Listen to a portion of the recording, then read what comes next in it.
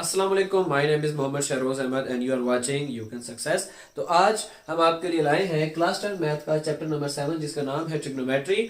अब ये क्लास 10 की हम पहली प्लेलिस्ट स्टार्ट कर रहे हैं जिसका आगाज ही हमने चैप्टर नंबर 7 से किया है। तो ट्रिग्नोमेट्री को पढ़ने के लिए कुछ बेसिक टर्म्स आज हम इस लेक्चर में डिस्कस करेंगे जो मैं आपके सामने पेश करता हूँ। तो सबसे पहले आपको ये चीज देखनी पड़ेगी कि एंगल क्या होता है। तो एंगल, जैसे मैं आपके सामने तीन डिफरेंट लाइंस बनाता हूं और आपको समझाने की कोशिश करता हूं कि एंगल क्या है। जैसे ये मैंने दो लाइंस का सेगमेंट बनाया, एक ये बनाई एक ये बनाई।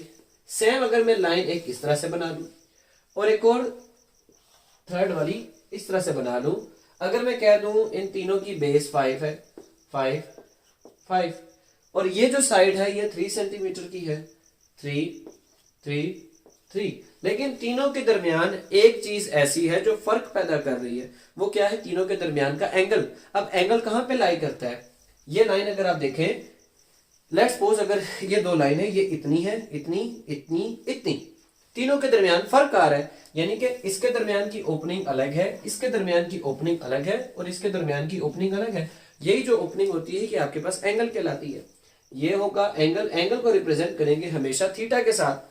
ये वाला जो एंगल है ये भी थीटा के साथ आप रिप्रेजेंट करेंगे। ये 90 डिग्री का एंगल। इसके लिए शर्त होती है कि आप यहाँ पे इस तरह की चीज बने। ओके, ये जो एंगल है ये भी आप थीटा से रिप्रेजेंट करेंगे, लेकिन तीनों के जो थीटास की वैल्यू है, मींस के एंगल की जो वैल्यू है वो तीनों में फर्क करती है क्योंकि तीनों की ओपनिंग अलग है। तो उम्मीद है आपको थीटा की समझ आ गई होगी।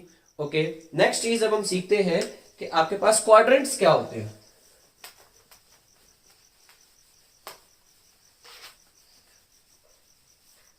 एंगल को बेहतरीन तरीके से समझने के लिए आपको क्वाड्रेंट्स का समझना बहुत ज्यादा जरूरी है। अब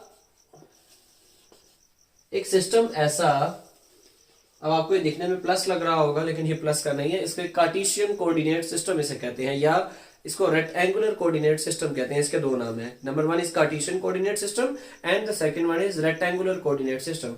इसमें जो सेंटर होता है इसको कहते हैं ओरिजिन, ओ से रिप्रेजेंट करते हैं। ओरिजिन से राइट साइड की तरफ अगर आप मूव करें तो आपके पास x की वैल्यू आती है पॉजिटिव में, और ओरिजिन से अगर आप लोग लेफ्ट साइड पे मूव करें, ये राइट वो लेफ्ट, लेफ्ट साइड पे मूव करें तो यहां पे आएगा x नेगेटिव वैल्यूज के साथ। ओरिजिन से अगर आप अप साइड पे मूव करते हैं तो यहां पे आएगी y की वैल्यूज, और ओरिजिन से अगर आप लोग डाउन साइड पे आते हैं, नीचे की तरफ आते हैं, तो y की वैल्यूज आती है नेगेटिव में। ओके, ये तो सिस्टम आएगा आपका जब आप कोई पॉइंट ड्रा करेंगे इसके अंदर।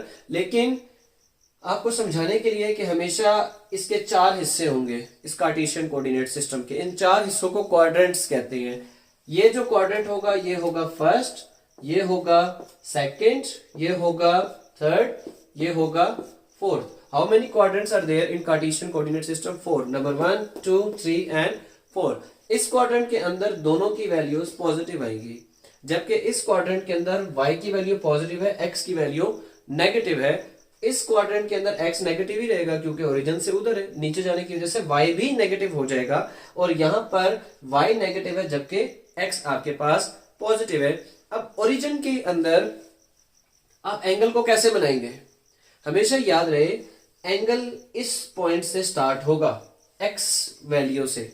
ओके, एक्स लाइन से स्टार्ट होगा हॉरिजॉन्टल के साथ। यहाँ पे आपने जितना भी एंगल बनाना है आप उतना एंगल बनाएंगे, और एक कंप्लीट सर्कल के अंदर कितना एंगल आपके पास पाया जाएगा? 360 डिग्री। ओके, एंगल हमेशा डिग्री में मेजर करना है आपने, लेकिन SI यूनिट उसका रेडियन होता है। आप इस चैप्टर के अंदर रेडियन भी पढ़ेंगे और डिग्री भी पढ़ेंगे। हम सीखेंगे आगे कि डिग्री को रेडियन में कैसे करते हैं और रेडियन को डिग्री में वापस कैसे करते हैं। तो एक अगर मैं यहाँ पे कंप्लीट रेवोल्यूशन करूं तो 360 डिग्री मेरे पास बनता है। तो 360 डिग्री के अगर हम चार क्वाड्रेंट्स में हिस्से बना दें तो पहला हिस्सा ये वाला, दूसरा ये, तीसरा ये, चौथा ये। तो पहला हिस्सा ये भी 90 का होगा, ये भी 90 का, ये भी 90 का और ये भी 90 का। तो पहले क्वाड्रेंट में यहां तक जाने तक मुझे कितने डिग्री ट्रेवल करना पड़ेगा? 90 डिग्री। और अगर मैं यहां से लेके इधर तक चला गया, सिर्फ मैंने दो क्वाड्रेंट ट्रेवल किए, तो मेरे पास कितने डिग्री आना चाहिए? 180 डिग्री। तो पहले क्वाड्रेंट में 90 डिग्री होता है। 90 डिग्री से अगर आपके पास एंगल बढ़ रहा है तो आपकी वैल्यू सेकंड क्वाड्रेंट में आना शुरू हो जाती है। तो 90 से लेके 180 तक आपके पास सेकंड क्वाड्रेंट रहता है। 180 से लेके 270 तक आपके पास आ जाता है थर्ड क्वाड्रेंट। ओके, अब 270 से लेके यहाँ पे क्या आएगा 360। स्टार्टिंग पॉइंट ये 0 भी होता है और एंडिंग पॉइंट ये 360 भी होता है। तो आपके पास कोई भी एंगल आ जाए तो आप उसको इसके ऊपर आराम से रिप्रेजेंट कर सकते हैं। लेट्स सपोज 60 डिग्री किस क्वाड्रेंट में लाई करेगा, ऑफ कोर्स इस क्वाड्रेंट में आएगा क्योंकि 90 से कम है। 120 डिग्री किस में लाई करता है, किस क्वाड्रेंट में, 90 से ज्यादा हो गया 120, लेकिन 180 से तो कम है ना, तो इस क्वाड्रेंट के अंदर ये एंगल लाई करेगा आपके पास। अब बात करते हैं माइनस में अगर एंगल्स आ जाए आप तब क्या करेंगे, तो माइनस में आ जाएगा जस्ट आपको नीचे वाली साइड से, जिसे कहते हैं क्लॉकवाइज डायरेक्शन में एंगल को रेवोल्यूट करने। रेवोल्यूशन इसकी आप क्लॉकवाइज डायरेक्शन में लेके आएंगे।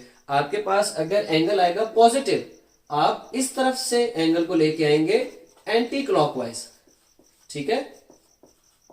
लेकिन अगर एंगल आएगा नेगेटिव, तब आप एंगल को इस तरफ से रेवोल्यूट करेंगे, जो कि होगा आपके पास क्लॉकवाइज। अब मैं सारे एंगल्स को अपने इस तरफ से मेजर करता हूं, जो कि मेरे पास होते हैं पॉजिटिव। लेकिन अगर मेरे पास आएगा -60 डिग्री, उसको मैं कैसे रिप्रेजेंट करूंगा, -60 डिग्री को रिप्रेजेंट करने के लिए मुझे इधर से इधर आना पड़ेगा और डी रख के देखना पड़ेगा कि मेरे पास -60 डिग्री किधर आ रहा है। डी मैंने रखी, 60 डिग्री इधर आया, इधर से मैं यूं लाइन लगा दी और ये मेरे पास -60 डिग्री का एंगल बन गया।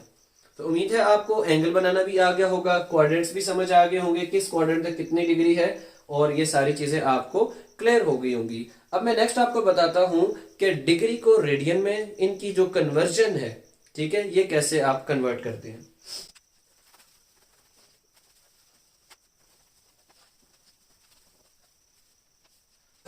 जी, तो डिग्री को रेडियन में, रेडियन को डिग्री में कन्वर्ट करने के लिए एक फार्मूला मैं आपको लिख के दे देता हूं। वो होता है मल्टीप्लाई बाय पाई ओवर 180। अगर आपने डिग्री से रेडियन में जाना है, ओके, आप क्या करेंगे, डिग्री में जो वैल्यू होगी उसको मल्टीप्लाई करेंगे पाई ओवर 180 के साथ, ओके। और अगर रेडियन से वापस डिग्री में आना है, इसी को आप ऑपोजिट कर लेंगे। रेडियन को जो वैल्यू है आपके पास रेडियन वाली, उसको किससे मल्टीप्लाई करेंगे आप लोग, 180 डिवाइडेड बाय पाई के साथ। तो अगर आपको डिग्री से रेडियन में आना है, पाई ओवर 180 से मल्टीप्लाई करें, और अगर रेडियन से वापस डिग्री में जाना है, डिग्री में आपको जाना है, तो आपको मल्टीप्लाई करना होगा 180 और पाई से। सिर्फ ये दोनों आपस में रेसिप्रोकल हो जाएंगे आपस में, ओके। अब उसके बाद एक और सिस्टम होता है आपके पास, जिसे आप DMS सिस्टम कहते हैं। DMS सिस्टम क्या होता है, D stands for degree, M stands for minute and S stands for second. Degree, minute, second.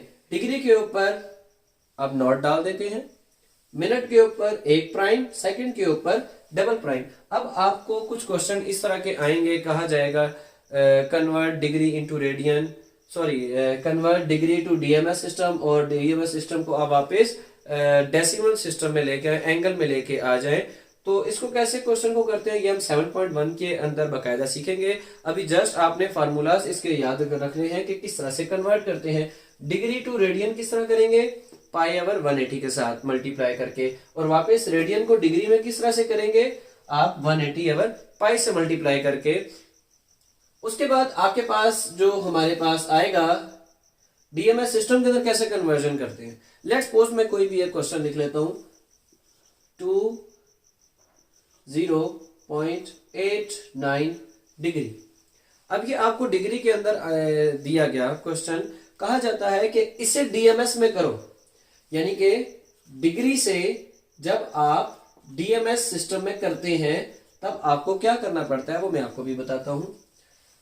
जब भी डिग्री से आप मिनट में जाएंगे, राइट साइड पे मूव कर रहे हैं सीधे हाथ की तरफ, तो सीधे हाथ की तरफ एक पॉजिटिविटी होती है। आप मल्टीप्लाई करेंगे वैल्यू को 60 के साथ, तो वो मिनट में आ जाएगी। कोई भी डिग्री की वैल्यू है, ये नोट कीजिएगा, कोई भी डिग्री की वैल्यू है, अगर आप उसे 60 से मल्टीप्लाई करते हैं तो वो मिनट में आ जाएगी। और मिनट वाली वैल्यू को अगेन अगर आप 60 से मल्टीप्लाई करते हैं तो उसका आंसर किसमें आ जाएगा, सेकंड में आ जाएगा। एक और शॉर्टकट भी होता है कि अगर आप डिग्री से डायरेक्ट सेकंड में करना चाहते हैं तो डायरेक्ट किससे मल्टीप्लाई करना पड़ेगा, 3600 से आपको। ओके, अब एक और सवाल पैदा होता है, सेकंड से वापस मिनट में और मिनट से वापस आप डिग्री में कैसे आएंगे। सेकंड से वापस मिनट में आने के लिए आपको डिवाइड करना पड़ेगा 60 से, और मिनट से वापस डिग्री में आने के लिए अगेन डिवाइड करना पड़ेगा 60 से। क्या आप डायरेक्ट सेकंड से डिग्री में जा सकते हैं? जी बिल्कुल जा सकते हैं, डिवाइड करके 3600 के साथ। तो समझ में आ गया आपको। उम्मीद है आपको जो मैंने कुछ बेसिक कॉन्सेप्ट समझाए हैं आपको समझ में आए होंगे। आपका किसी भी किस्म का सवाल है तो आप कमेंट सेक्शन में उसे ज़रूर पूछिए। Thank you so much.